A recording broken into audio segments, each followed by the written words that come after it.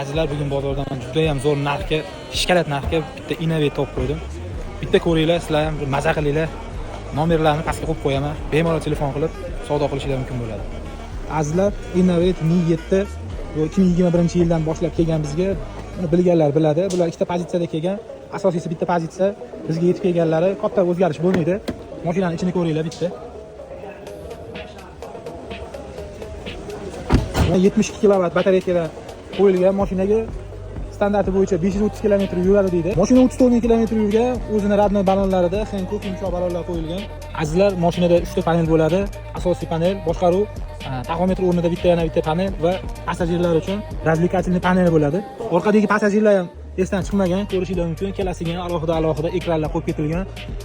Tomi panorama plus luk.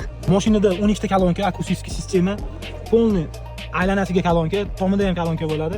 Maza qilib muzikani qo'yib eshitib ketaverasizlar. Azizlar, mashinada 360 gradus kamera bor. Xavfsizlik tizimiga keladigan bo'lsak, mashina udержание polasi, shopirda uxlab qolishi yoki bir chalg'ib ketsa mashina o'zi ogohlantirish, hamma narsa bor. Jetski haliga yosh bolalarni ogohlantirishi ham bor. Eng asosiysi mashinada millimetroviy radar, ultrazvukoviy radarlari bor. Bu mashinani почти lidar desa ham bo'ladi. Bu radarlar bilan azizlar bemalol mashinani, demak, adaptiv cruise kontrolni yoqib maza qilib ketsanglar bo'ladi.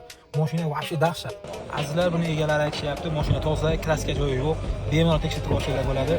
Bemalol maza qilib haydasa bo'ladigan mashina. Azizlar, sizlarga tavsiya qilaman.